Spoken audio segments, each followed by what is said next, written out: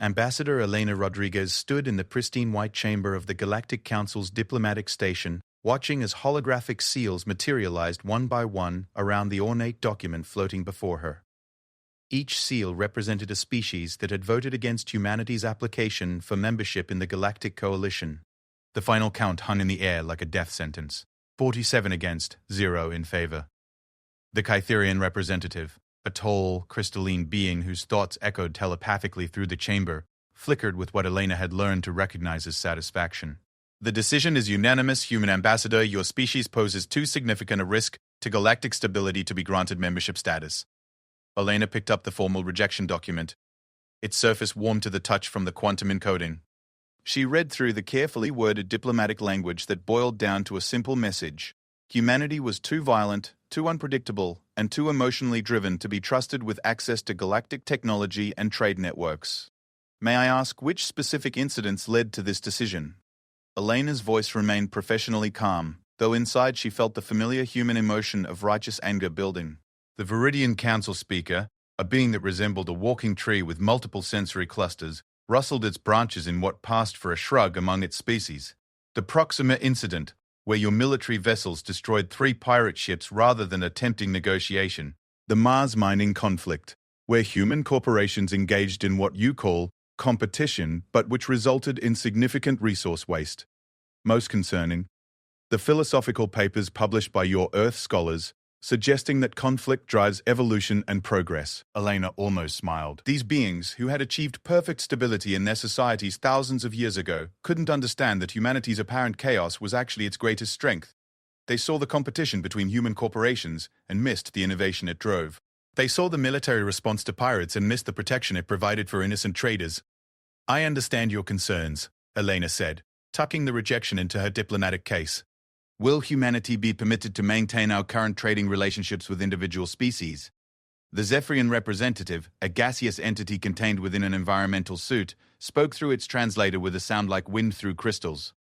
Existing bilateral agreements remain valid. However, access to galactic infrastructure, advanced technologies, and unified defense networks will be restricted. Elena nodded professionally. Then I thank the Council for its time and consideration. I'll convey your decision to Earth immediately.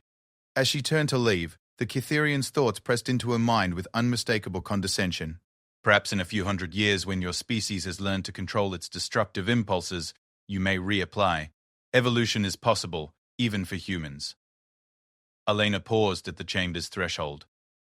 When she looked back, her smile was genuinely warm, and somehow that made it more unsettling to the assembled aliens than any angry outburst would have been. You know what? You're probably right. We'll definitely evolve. Thank you for the opportunity. The chamber fell silent as the human ambassador's footsteps echoed down the station's corridors. None of the council members could identify why her gracious acceptance of defeat felt more ominous than threats would have been. 3 days later, Elena stood in the Oval Office, watching President Sarah Chen read the rejection document. The president's expression shifted from diplomatic disappointment to something the aliens would have found familiar if they'd bothered to study human history more carefully. The look of someone who had just been handed an unexpected gift. 47-0, Chen said, setting the document aside. Not even one abstention. Not one, Elena confirmed. They were quite united in their assessment that we're too dangerous for civilized galactic society. Chen walked to the window overlooking the restored gardens that had replaced the old parking structures. Beyond the green space, the skyline of Washington stretched toward the horizon, dotted with the distinctive spires of fusion power plants and the elegant curves of maglev transport tubes. You know what this reminds me of? Chen said. The old story about the country club that rejected someone's application because they weren't refined enough. So the rejected person went across the street and built a better club. Elena joined her at the window.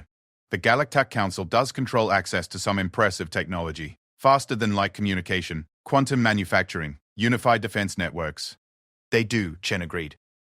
But they got all that technology by sharing what each species developed centuries or millennia ago. When was the last time any council member came up with something genuinely new? The question hung in the air. Elena thought about the council sessions she'd attended over the past 2 years. The endless debates about minor trade route adjustments, the careful protocols for every interaction, the absolute horror any council member displayed when presented with an unexpected situation. They haven't, Elena realized. Their entire civilization is built on maintaining what they already have. Chen smiled. Exactly. They've created a perfect society with no poverty, no war, no suffering. They've also created a society with no growth, no innovation, no real progress. They look at humanity and see chaos, that chaos is just another word for possibility. The president activated her desk's communication system. General Harrison, please join us. And ask Dr. Yamamoto from R&D to connect virtually. Within minutes, Elena found herself in an impromptu strategy meeting that would reshape humanity's approach to galactic politics. General Marcus Harrison, a decorated veteran of the corporate wars, who'd later become humanity's chief military strategist, materialized in the room alongside Dr. Kaiko Yamamoto's holographic projection from the International Research Consortium. Ladies, gentlemen, Chen began, we've officially been rejected from the Galactic Country Club. I want to discuss our options. General Harrison studied the rejection document with the analytical mind that had helped end the corporate wars through negotiation rather than destruction. They're cutting us off from their infrastructure and advanced technology. That's significant. Their quantum communication networks span the galaxy instantly. Their manufacturing techniques can create materials we can't even theorize about yet. But, Doctor, Yamamoto interjected from her laboratory in Neo-Tokyo, they're also cutting themselves off from us. Human innovation has accelerated exponentially since first contact. Our fusion technology is already more efficient than anything the Council uses. Our computational systems process information in ways that purely logical minds can't replicate. Elena leaned forward. What exactly are you suggesting? Chen's smile was the same one Elena had worn in the Council chamber. I'm suggesting we take this rejection as an opportunity. The galaxy has decided they don't want humanity in their club. Fine, we'll build our own. The next 6 months transformed human space in ways that would have alarmed the Galactic Council if they'd bothered to pay attention. The rejection had triggered what historians would later call the Great Acceleration, a period of human development that compressed centuries of potential progress into mere decades. Dr. Yamamoto's research teams, freed from the restrictions that came with Council oversight, made breakthrough after breakthrough. The fusion technology that powered human colonies was refined until it was producing energy outputs that exceeded theoretical maximums. The computational networks that managed Earth's complex economy evolved into something approaching true artificial intelligence. Most significantly, human engineers began developing alternatives to the galactic infrastructure they'd been denied access to. Elena found herself appointed as Director of Independent Development, overseeing humanity's efforts to create their own versions of Council technology. The work was challenging, requiring innovations the galaxy's established sciences said were impossible. Humans, Elena was learning, had a different relationship with impossibility than most species. The quantum communication network is the big one, explained Dr. James Okafor, the theoretical physicist who'd been tasked with developing humanity's alternative. The Council system allows instant communication across galactic distances. Without access to it, we're limited to light-speed signals, which means messages between star systems take years or decades to arrive. Elena nodded. How close are we to developing our own version? Dr. Colwell. Okafor's grin was pure human optimism. We're not developing our own version. We're developing something better. The Council's network requires massive infrastructure installations in each system. Our approach uses quantum entanglement at the subatomic level, which means we can create communicators that work anywhere in the galaxy without needing local infrastructure. The implications hit Elena immediately. Portable galactic communication. Exactly. And since we're not tied to their network architecture, we can include capabilities their system doesn't have.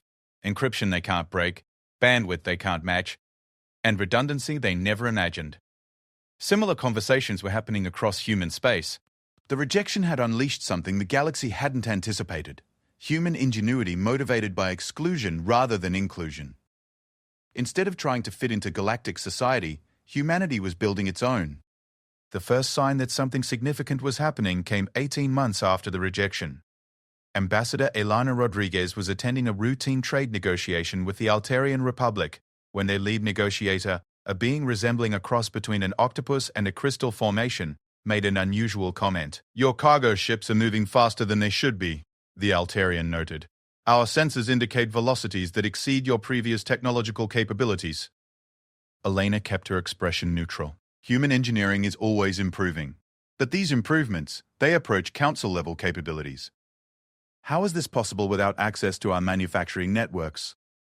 Elena smiled the same smile that had unsettled the council 18 months earlier. Human innovation tends to be exponential rather than linear. We appreciate your concern for our technological development. The Alterian's chromatophores flickered in patterns Elena had learned indicated confusion mixed with concern. Perhaps we should arrange for council observers to verify that no restricted technologies have been improperly acquired. Of course, Elena agreed readily. We have nothing to hide. Human development has been entirely independent since the council's decision to exclude us from membership.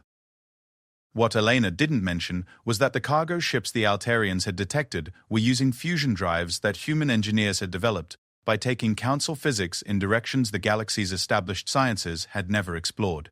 The drives were technically human innovation, but they exceeded council capabilities by significant margins. Similar reports were reaching council chambers from across human space. Human mining operations were extracting resources with efficiency levels that shouldn't have been possible. Human communication systems were operating with clarity and speed that matched council networks despite using completely different technological approaches. Human defensive systems were demonstrating capabilities that made even seasoned galactic military analysts take notice. The galaxy was beginning to realize that rejecting humanity might have been a miscalculation. But by the time the Galactic Council convened an emergency session to discuss the human development anomaly, it was already too late to reconsider their position. Humanity had spent 18 months learning to thrive without galactic approval, and they were discovering they quite liked the independence. Elena received the Council's request for a meeting while reviewing reports from the outer colonies. Human settlements were expanding faster than ever, establishing outposts in systems the Council had deemed unsuitable for development. The humans weren't just adapting to harsh environments. They were terraforming them with techniques that improved on galactic standards. She accepted the meeting request with the same gracious professionalism she'd maintained since the rejection. After all, humanity had learned the importance of good manners from their galactic neighbors. They'd also learned the importance of not showing all their cards until the game was over. The Emergency Council session convened in the grand amphitheater of the Central Galactic Station, its crystalline walls reflecting the bioluminescent patterns of dozens of species gathered in unprecedented unity. Elena Rodriguez entered the chamber with the same confident stride she'd maintained since humanity's rejection 3 years prior. But this time she wasn't alone. Behind her walked Dr. Keiko Yamato, General Marcus Harrison, and Dr. James Okafor. Their presence representing the full spectrum of human achievement that had been developing beyond galactic oversight. Council Speaker Varthek, a Zephyrian whose gaseous form swirled with agitated patterns, opened the session without the usual ceremonial protocols. Ambassador Rodriguez, the Council requires clarification regarding recent human technological developments that appear to exceed your species' established capabilities. Elena took her position at the speaker's platform, noting how the assembled representatives leaned forward with an attention they'd never shown during her previous appearances. We are happy to answer any questions the Council might have about human progress.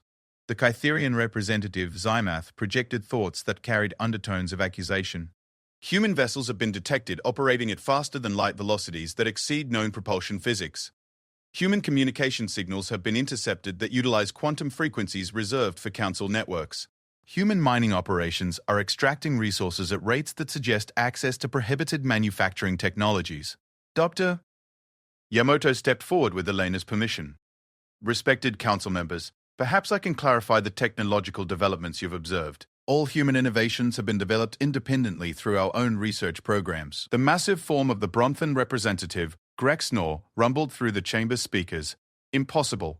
Such advances would require centuries of coordinated development across multiple scientific disciplines. For most species, yes, Dr. Yamato agreed pleasantly. However, human scientific methodology differs from galactic standards in several key ways. Eleanor watched as the council members exchanged glances and telepathic communications. She could sense their growing unease as they realized the meeting wasn't proceeding as they'd expected. They'd clearly anticipated catching humanity in some form of technological theft or treaty violation. Instead, they were being offered a science lecture. Perhaps you could demonstrate these alleged innovations, suggested the Viridian speaker, their branch-like appendages rustling with skepticism. Elena nodded to Dr. Carey. Okafor, who produced a device roughly the size of a human smartphone. This is a standard human quantum communicator, developed through our independent research programs.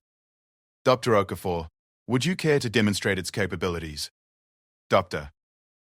Okafor activated the device and immediately a holographic projection appeared above the platform. The figure was President Sarah Chen, speaking from Earth in real time despite the fact that the station was located in the galactic core, over 20 to 5,000 light-years away. "Good morning, Council members," President Chen said, her image crystal clear despite the impossible distance.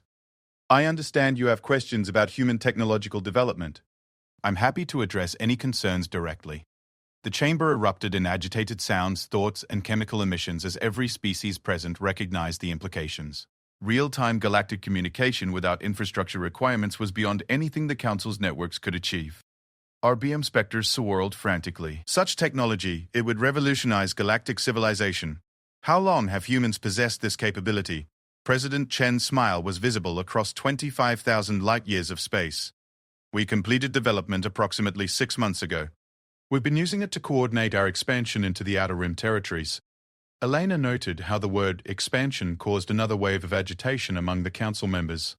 The Outer Rim was considered unsuitable for colonization by galactic standards, a region of harsh systems and limited resources that even the most advanced Council species had abandoned. Expansion. The Altarian representative, M. Keth, flickered with concerned chromatophore patterns. Our surveys indicated those systems were uninhabitable. General Harrison stepped forward with the bearing of someone accustomed to command. The survey data was accurate for galactic colonization standards. However, human terraforming techniques allow us to adapt hostile environments rather than requiring naturally habitable worlds. The President's image gestured towards something off-screen. "General Harrison, perhaps you could show our friends the Kepler colony footage." The holographic display shifted to show an aerial view of what had once been a barren, radiation-scorched world. The landscape now featured geometric patterns of green vegetation, clear water systems, and the distinctive architecture of human settlements. Atmospheric processes reached toward a sky that showed the blue tint of a developing oxygen atmosphere.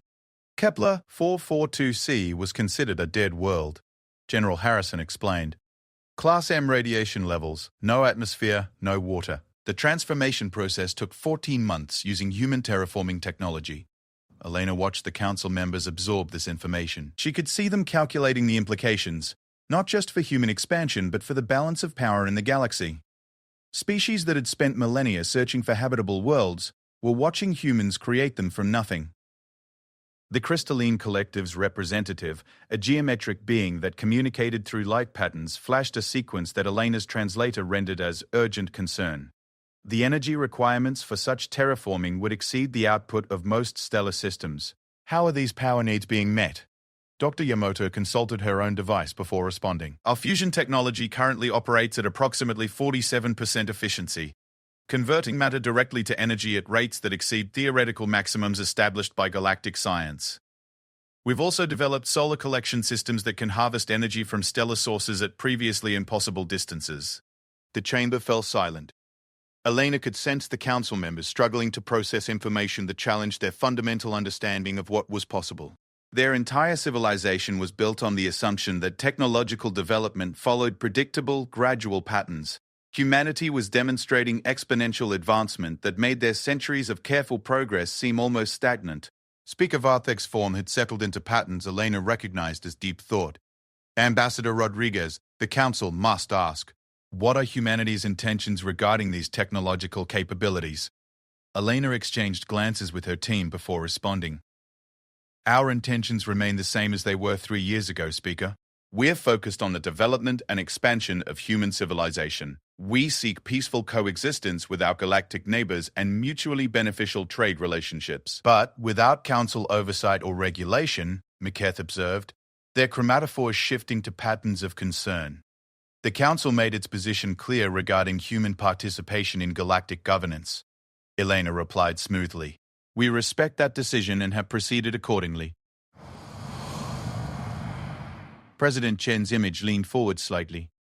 If I may address the underlying concern directly, Council members, yes, human technology has advanced rapidly since our rejection from galactic membership. Yes, our expansion has proceeded faster than most species would consider normal. But we have not violated any galactic treaties, nor have we interfered with any established territories or trade routes.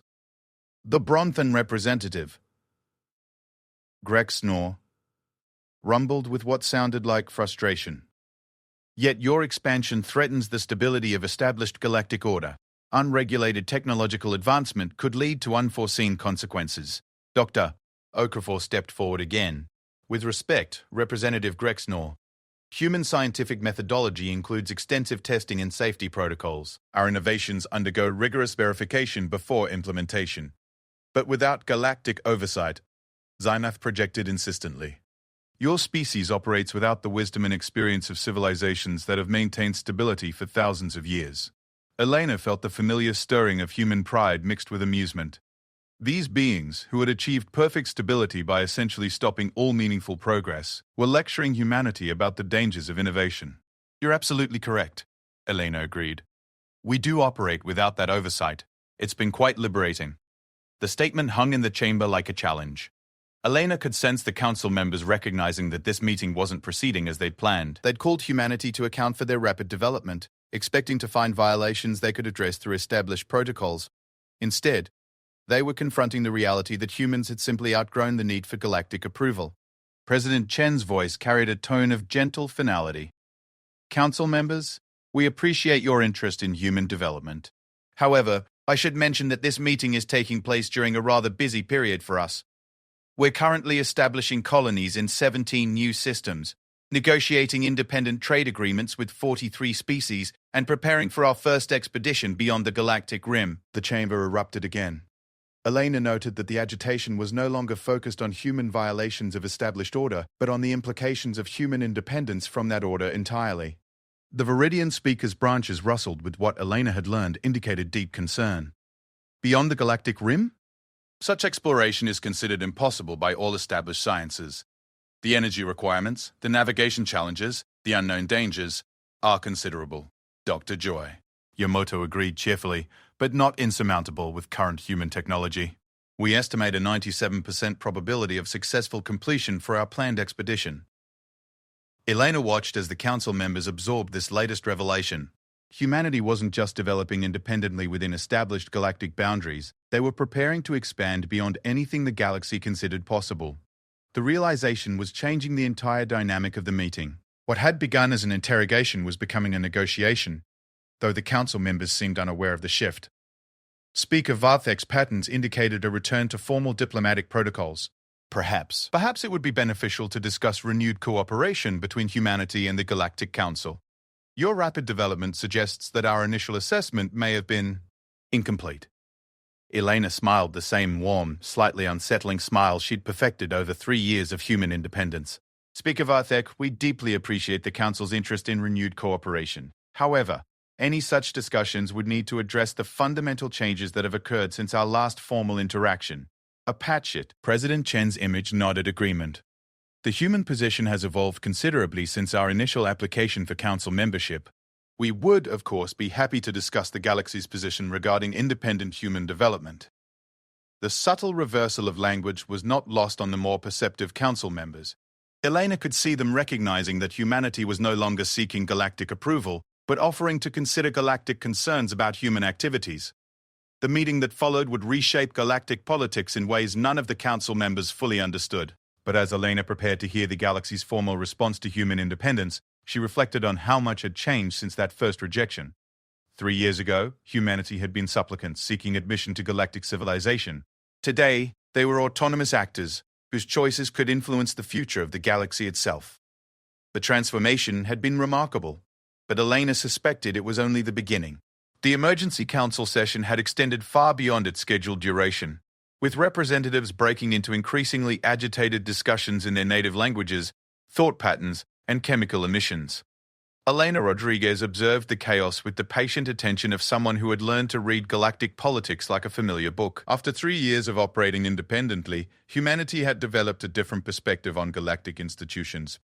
Speaker Varthek finally restored order through the chamber's environmental controls, adjusting atmospheric pressure in a way that demanded attention from all species present. The Council requests a formal recess to discuss the implications of human technological advancement. We propose to reconvene in 72 standard hours to address potential frameworks for cooperation. Elena stood graciously. Of course, Speaker. We appreciate the Council's thorough consideration of these matters. We'll be available for further discussions at your convenience. As the human delegation prepared to leave, the Catherian representative Zymuth projected a final thought that carried undertones of barely controlled concern. Ambassador Rodriguez, the Council trusts that humanity will refrain from any significant new developments during this recess period. Elena paused, her expression shifting to one of polite confusion. I'm not certain I understand the request, Representative Zymuth. Are you asking humanity to suspend our normal activities? The projection carried hints of what Elena had learned to recognize as Catherian embarrassment. Perhaps we could phrase it as a request for advance notification of any major initiatives. Dr. Yamamoto stepped forward with the enthusiasm of someone about to deliver good news.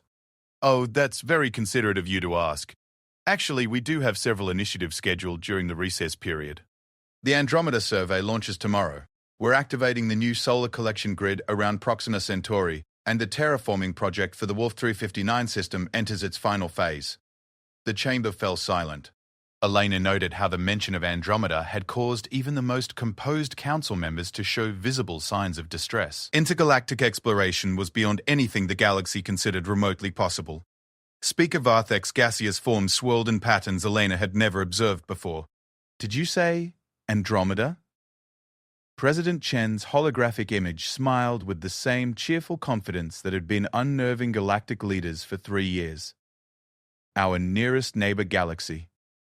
The survey mission will establish preliminary scanning stations to assess colonization potential. We estimate the round trip will take approximately 18 months using current human propulsion technology. The Branton representative Grexnor's rumble carried harmonics that Elena's translator rendered as existential confusion. Intergalactic travel is theoretically impossible. The energy requirements alone would exceed the output of entire star systems. General Harrison consulted his device with the casual manner of someone checking routine operational data. Actually, our calculations show the expedition requires approximately 12% of our current energy production capacity, well within acceptable parameters for an exploratory mission. Eleanor watched the council members process this information. She could see them struggling with the realization that humanity's technological capabilities had advanced beyond their ability to comprehend, let alone regulate. The Altarian representative M. Keth flickered with chromatophore patterns that indicated deep philosophical distress. How? How has your species achieved such advancement in merely 3 years? Our own development required millennia of careful progress. Dr. Okafor stepped forward with the patient expression of a teacher addressing confused students. The key difference is in our approach to innovation. Galactic scientific methodology emphasizes stability and predictable outcomes. Human methodology embraces uncertainty and accelerated iteration. But surely, the Viridian speaker rustled anxiously. Such rapid advancement must involve significant risks. Absolutely, Dr. Yamamoto agreed cheerfully. Every major breakthrough involves substantial risk assessment and mitigation strategies. The difference is that we view acceptable risk differently than galactic standards. Elena sensed that this conversation was moving beyond diplomatic niceties into something approaching a cultural education session. The council members were beginning to understand that humanity's rapid advancement wasn't the result of stolen technology or treaty violations, but of a fundamentally different approach to existence itself. President Chen's image gestured to something off-screen. If it would help the council's deliberations, we'd be happy to provide access to our development methodology. We believe in open scientific exchange. The offer hung in the chamber like an unexpected gift that nobody was certain they wanted to accept. Elena could see the council members recognizing the implications. Access to human development methodology could accelerate galactic civilization by centuries. It could also destabilize the careful balance of power that had maintained galactic peace for thousands of years. Speaker Varthek's form settled into what Elena recognized as a pattern of formal decision-making.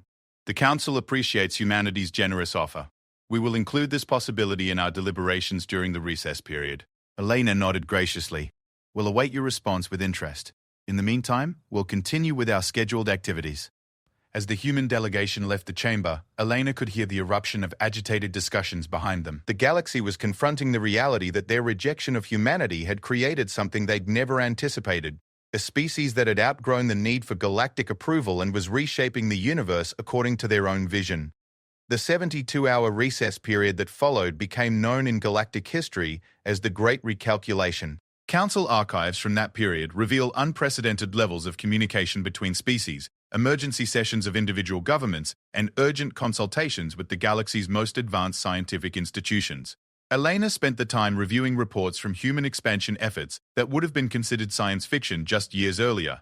The Andromeda survey had launched successfully, with the expedition ships achieving velocities that enabled real-time communication across intergalactic distances.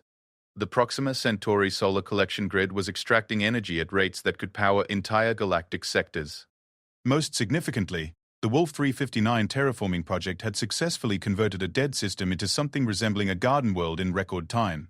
But it was the report from the Outer Rim colonies that truly demonstrated how much had changed in the 3 years since humanity's rejection from galactic society. Commander Sarah Kim's message from the Vale Nebula expedition carried an excitement that was visible even across the impossible distances involved.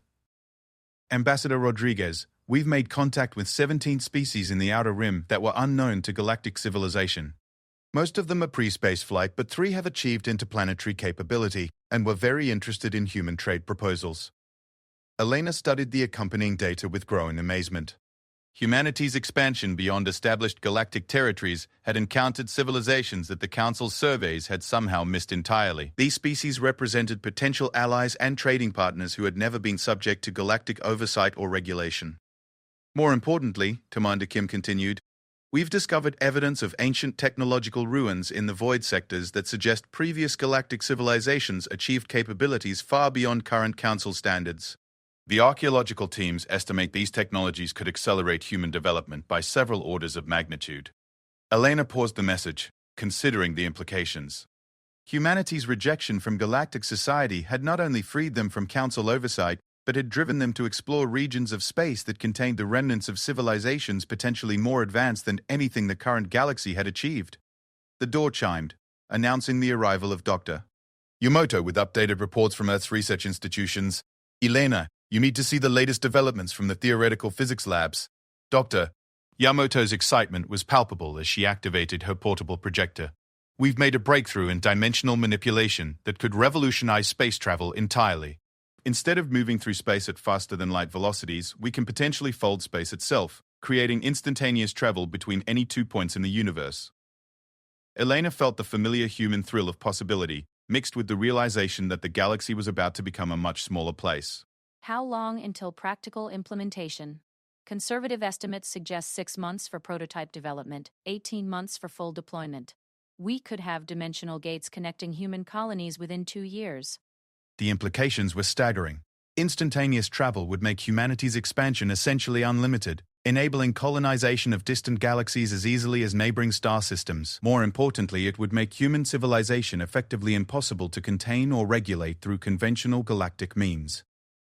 Elena's communication device chimed with an urgent message from the Galactic Council. She read it twice before fully absorbing its contents. Speaker Vartek was requesting an immediate private meeting with the human delegation. The message carried priority codes Elena had never seen before, along with references to matters of utmost galactic importance and unprecedented circumstances requiring immediate attention. Elena contacted President Chen directly using their quantum communication system. Madam President, the Council is requesting an emergency meeting. The tone suggests they've reached some kind of decision during their recess. President Chen's image appeared instantly, despite the fact that she was currently inspecting the new fusion research facilities on Luna. Any indication of what they've decided? The language suggests they're either ready to discuss genuine cooperation or they're preparing for something more serious. The priority codes indicate this involves galactic security rather than routine diplomatic protocols. President Chen was quiet for several moments, considering options that Elena couldn't see. Ambassador, I want you to accept the meeting, but I'm authorizing you to make independent decisions regarding humanity's response to whatever they propose. We're past the point where we need galactic approval for our choices. Elena felt the weight of that authority, along with the realization that the next few hours could determine the future relationship between humanity and the rest of galactic civilization. Understood, Madam President. I'll keep you informed of all developments. As Elena prepared for what could be the most significant diplomatic meeting in human history, she reflected on the remarkable transformation that had brought them to this point. 3 years ago, humanity had been supplicants seeking acceptance into an established galactic order. Today, they were autonomous actors whose choices could reshape that order entirely. The galaxy had rejected humanity because they were too dangerous, too unpredictable, too different from established norms. What the galaxy hadn't anticipated was that rejection would free humanity to become something far more transformative than they had ever imagined. Elena arrived at the council chamber to find a very different atmosphere than the formal session she'd grown accustomed to. Instead of the full assembly, only the senior representatives from the major galactic powers were present, and their usual diplomatic composure was notably absent. Speaker Varthek's gaseous form, swirled with patterns Elena had learned, indicated severe stress. Ambassador Rodriguez, thank you for accepting this urgent meeting. The Council has completed its deliberations regarding human technological advancement and independent expansion. Elena took her position with the calm confidence that came from representing a civilization that no longer needed galactic approval. We're eager to hear the Council's conclusions, Speaker. The Kytherian representative Zymath projected thoughts that carried undertones of what Elena could only describe as diplomatic desperation. Ambassador, the Council has determined that humanity's rapid technological advancement represents a fundamental shift in galactic power dynamics that requires immediate address. Elena maintained her neutral expression while noting the careful phrasing. The Council wasn't accusing humanity of violations anymore. They were acknowledging that human development had changed the entire basis of galactic politics. We're listening, Representative Zymath. Speaker Varthek's form shifted through several atmospheric states before settling into formal diplomatic patterns. The Council proposes the establishment of a special partnership agreement between humanity and galactic civilization. This agreement would grant humans full membership status with additional provisions recognizing your species' unique capabilities and autonomous development. Elena felt a moment of genuine surprise. After 3 years of independence, the galaxy was essentially offering humanity everything they'd originally requested, plus formal recognition of their right to independent action. That's a very generous offer, Speaker. May I ask what prompted this change in the Council's assessment? The massive form of Grexnor rumbled with harmonics that Elena's translator rendered as reluctant honesty. Our analysis indicates that human expansion will continue regardless of galactic approval. The choice is between cooperation and irrelevance. Elena almost smiled. The galaxy had finally recognized what she'd suspected from the beginning. Humanity didn't need their permission to reshape the universe.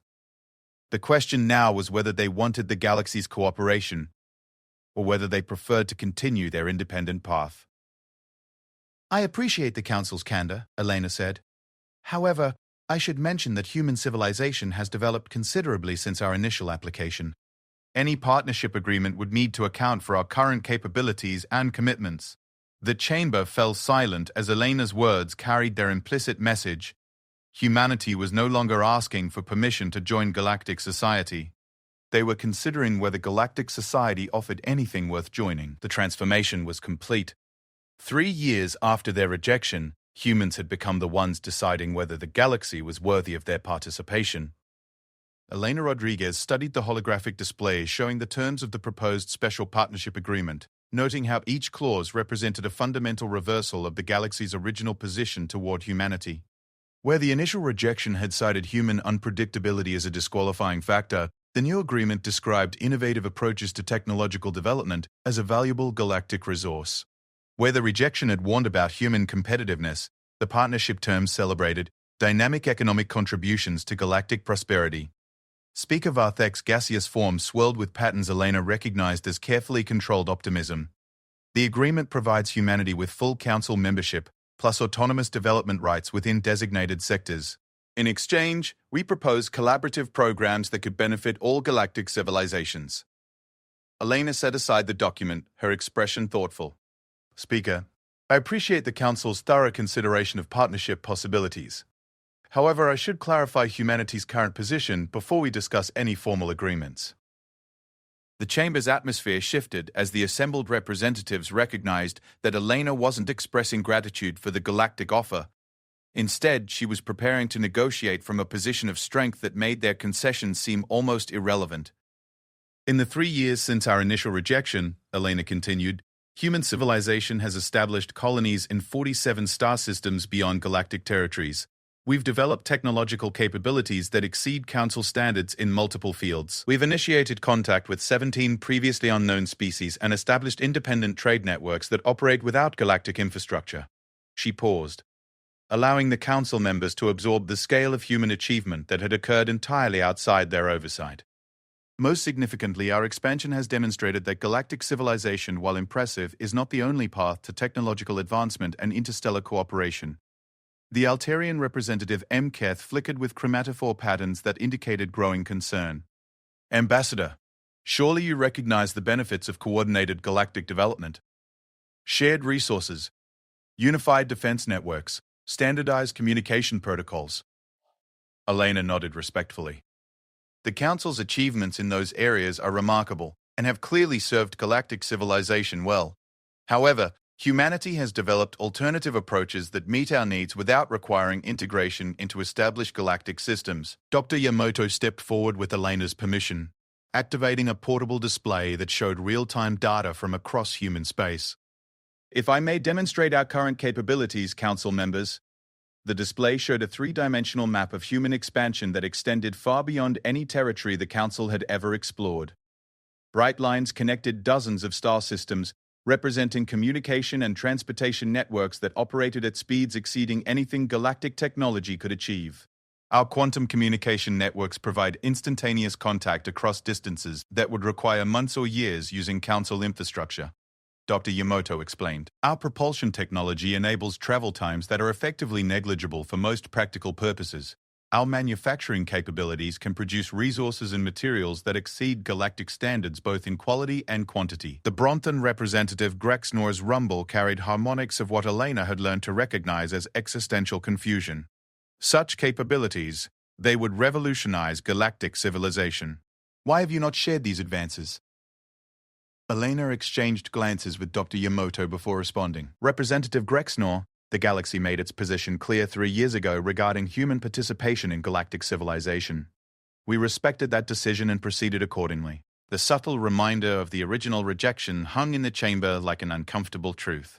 Elena could see the council members recognizing that their current position was the direct result of their own choices, not human hostility or secretiveness. President Chen's voice came through the quantum communicator with the calm authority of someone addressing peers rather than superiors. Council members, I think it would be helpful to clarify humanity's current strategic position before we discuss partnership possibilities. The holographic display shifted to show President Chen addressing the chamber from her office in Neo Geneva, where the flags of the Human Colonial Alliance created a backdrop that symbolized humanity's transformation from a single world to a galactic civilization in their own right. 3 years ago, humanity sought membership in galactic civilization because we believed it represented the pinnacle of interstellar achievement, President Chen continued. Our rejection forced us to question that assumption and develop our own approaches to the challenges of galactic existence. Elena watched the council members as they absorbed the implications of the president's words. Humanity hadn't just adapted to rejection, they'd discovered that galactic civilization represented only one possible path among many. Today, President Chen said humanity operates as an independent galactic power with capabilities that meet or exceed Council standards across multiple metrics.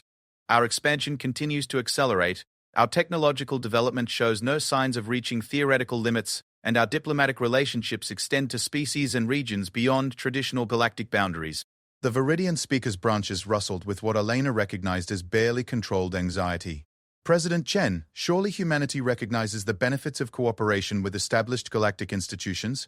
Coordination prevents conflicts, standardization enables efficient resource allocation, unified governance ensures stability.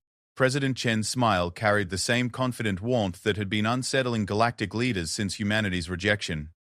Speaker, those are indeed valuable benefits for civilizations that prioritize stability and predictability. However, humanity has discovered that different approaches to galactic existence can yield different types of benefits. Elena noted how the conversation had shifted from humanity seeking galactic approval to the galaxy seeking human cooperation. The transformation represented more than diplomatic maneuvering. It reflected a fundamental change in the balance of power that the Council was still struggling to understand. Perhaps, Elena suggested, it would be helpful to discuss what each party could offer in a genuine partnership, rather than assuming that humanity seeks integration into existing galactic structures. The chamber fell silent as the council members processed this suggestion. Elena could see them recognizing that she was proposing negotiations between equals rather than humanity's admission into galactic society as junior partners. Speaker Varthek's form cycled through several atmospheric states before settling into patterns Elena had learned indicated careful consideration. What would humanity seek in such a partnership arrangement? Elena consulted her notes, though she'd memorized humanity's position hours earlier. Access to galactic historical archives, particularly data regarding the ancient civilizations we've discovered evidence of in the Outer Rim. Coordination protocols for regions where human and galactic territories overlap. Exchange programs that would allow our species to learn from each other's approaches to technological and social development. The requests were modest compared to the sweeping partnership the Council had proposed. But Elena could see the representatives recognizing their significance. Humanity was asking for information and coordination rather than resources or protection. They were positioning themselves as partners offering mutual benefits rather than supplicants seeking admission. The Kytherian representative Zymath projected thoughts that carried undertones of what Elena could only describe as diplomatic respect. And what would humanity offer in such an arrangement? Elena glanced at Dr. Yamato and General Harrison before responding. Access to human technological innovations that could benefit galactic civilization. Coordination of exploration efforts in regions beyond current galactic boundaries. Military cooperation in addressing threats that exceed individual species' capabilities. The mention of military cooperation caused another wave of agitation among the Council members. Elena could see them calculating the implications of human military capabilities that had developed alongside their technological advances. General Harrison stepped forward with the calm confidence of someone accustomed to addressing concerns about human military capacity. If I may address the obvious question, Council members. Yes, human defensive capabilities have advanced significantly since our rejection from galactic membership. However, our strategic doctrine remains focused on protection of human interests and cooperation with peaceful neighbors. The Altarian representative Mketh flickered with patterns that indicated carefully controlled curiosity.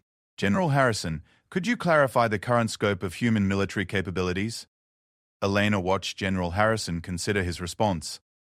She knew that human military technology had advanced even faster than civilian applications, driven by the realization that an independent galactic power needed the ability to defend itself against potential threats. Our current capabilities include defensive systems that can protect entire star systems from hostile action, General Harrison said carefully. Propulsion technology that enables rapid response to threats across galactic distances. Communication networks that cannot be intercepted or disrupted by hostile forces.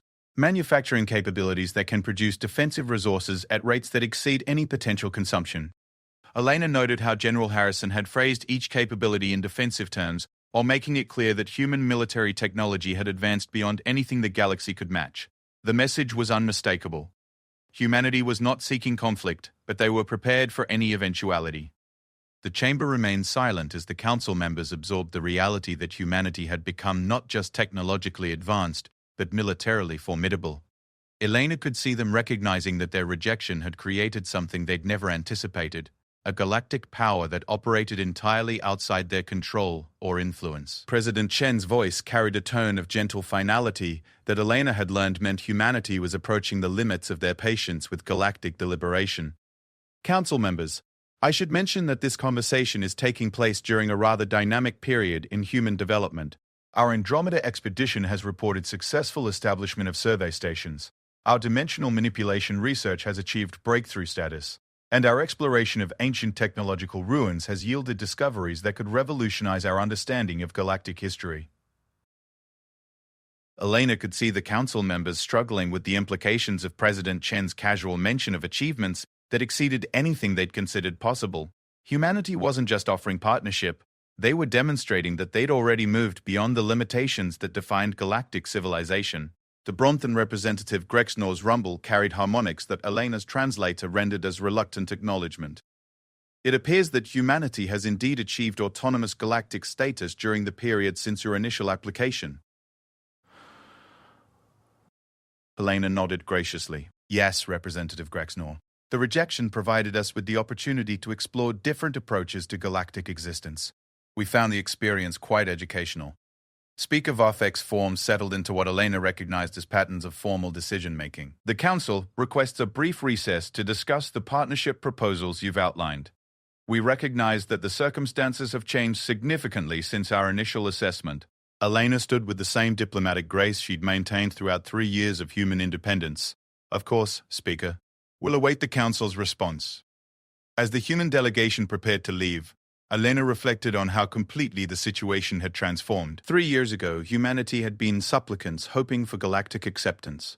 Today, they were autonomous actors considering whether galactic partnership offered anything worth their attention. The galaxy had rejected humanity because they were too different, too unpredictable, too dangerous for civilized society.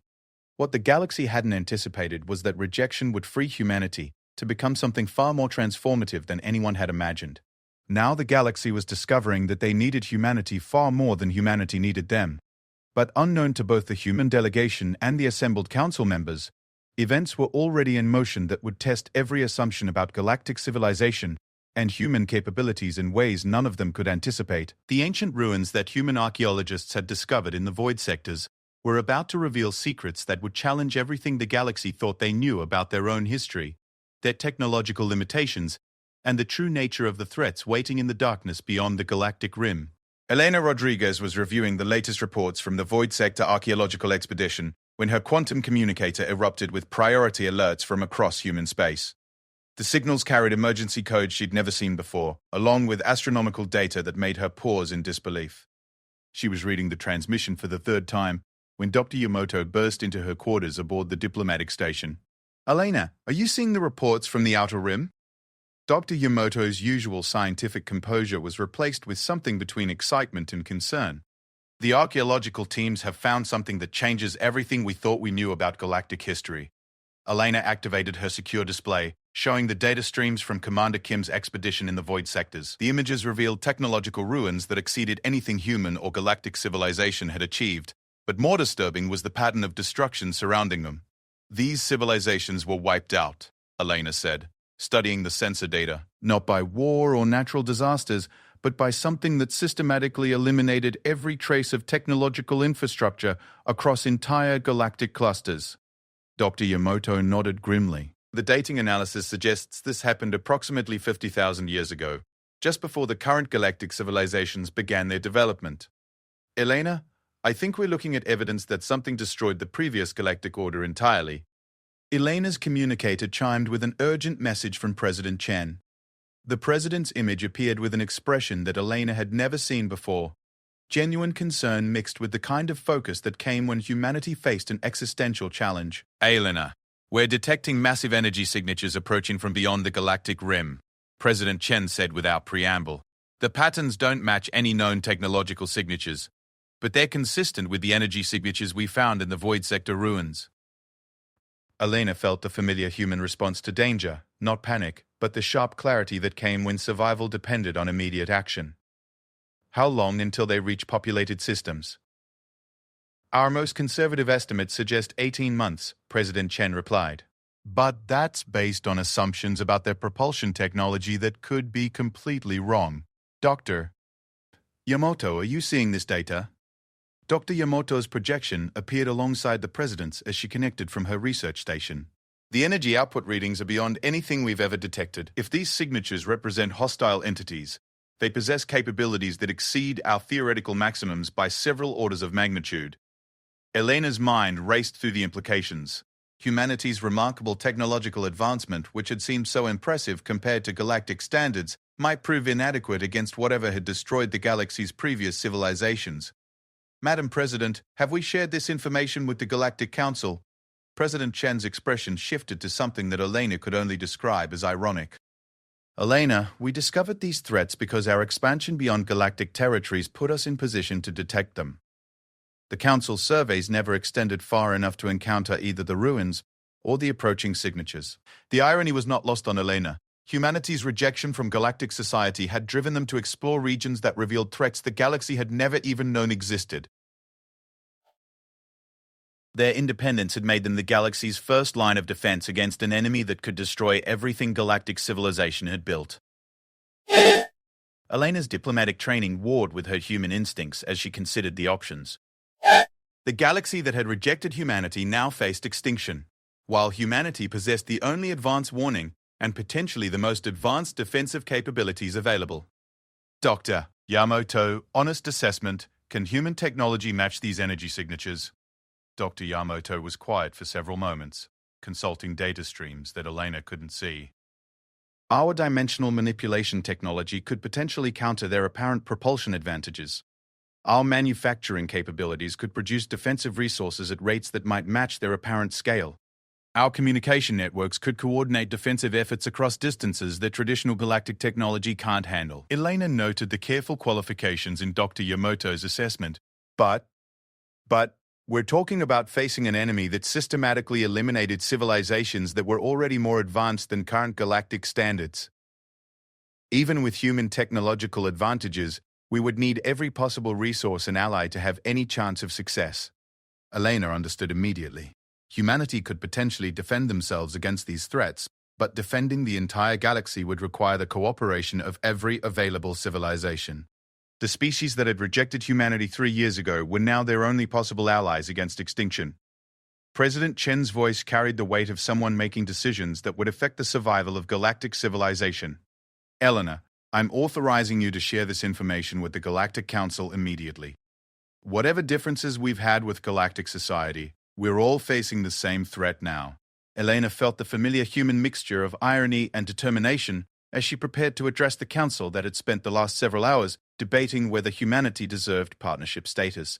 In the span of minutes, the discussion had shifted from political cooperation to species survival. I'll convene an emergency session immediately, Elena said. Yamamoto, can you prepare a briefing that explains both the threat and our defensive capabilities? Already working on it, Dr. Yamamoto replied with the focused intensity of someone whose scientific curiosity had been replaced by survival imperatives. Elena, there's one more thing. The archaeological teams think they found evidence that the previous galactic civilizations tried to fight back against these entities. The ruins show signs of massive defensive installations and coordinated military responses. Elena paused. And they all failed completely. Whatever destroyed those civilizations didn't just defeat them, it eliminated every trace of their resistance efforts.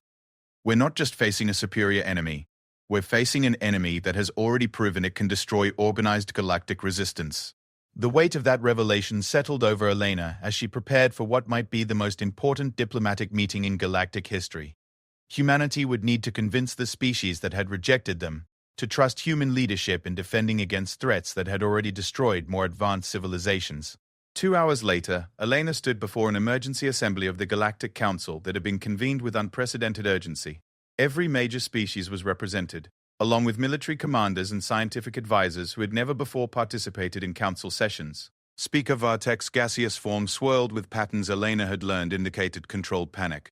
Ambassador Rodriguez, we understand that humanity has detected threats that require immediate galactic attention. Elena activated the holographic display that showed the data from the Void Sector expedition and the approaching energy signatures.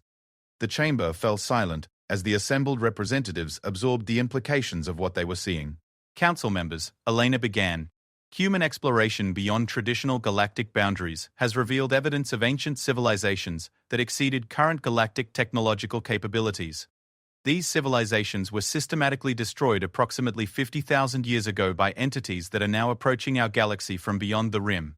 The Cytherian representative Zymath projected thoughts that carried undertones of what Elena could only describe as existential terror. You're suggesting that our entire galactic civilization exists only because the previous civilizations were eliminated?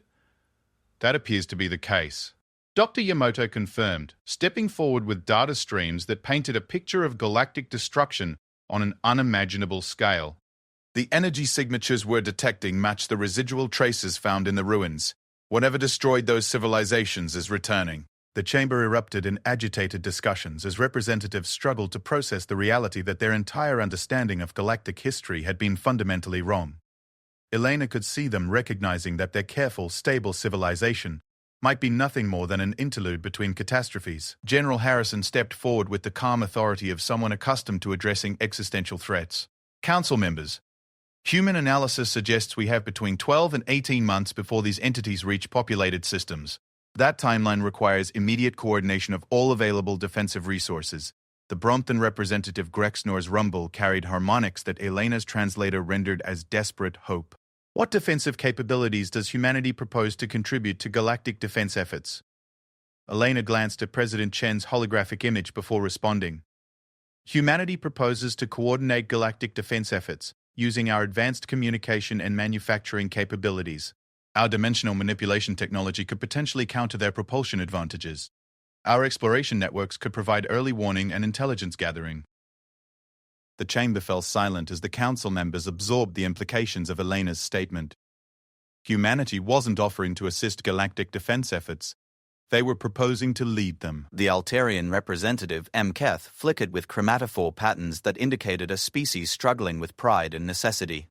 You're suggesting that humanity, rejected from galactic membership 3 years ago, should now direct galactic military strategy? Elena's response carried the diplomatic grace she'd perfected over 3 years of human independence. Representative M. Keth, I'm suggesting that the species with the most advanced early warning systems, the fastest communication networks, and the most capable manufacturing infrastructure should coordinate defensive efforts against an existential threat to all galactic civilization. President Chen's image leaned forward with the focused intensity of someone addressing a crisis that required immediate action. Council members, human strategic analysis indicates that defeating these entities will require capabilities that exceed any individual species' resources. We need coordinated development of advanced defensive technologies, unified command structures that can operate across galactic distances, and manufacturing capacity that can produce defensive resources at unprecedented scales. Elena watched the council members absorb the reality that their survival now depended on the species they had rejected for being too dangerous and unpredictable. The irony was unmistakable. The traits that had made humanity unsuitable for peaceful galactic society made them the galaxy's best hope against an existential threat. Speaker Varthek's form settled into patterns Elena had learned indicated formal decision-making under extreme pressure. The Council recognizes that the current situation requires unprecedented cooperation between all galactic civilizations. We formally request human leadership of coordinated defensive efforts against the approaching threats.